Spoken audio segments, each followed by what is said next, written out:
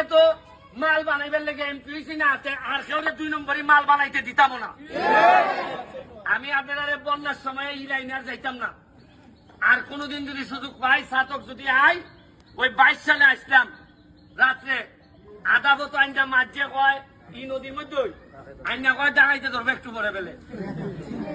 এবার আমি যে কিতা কম তুমি কও কিতা ডাকাই ধরবে, আলাপ হইছে না তা ডাকাইতের সাথে।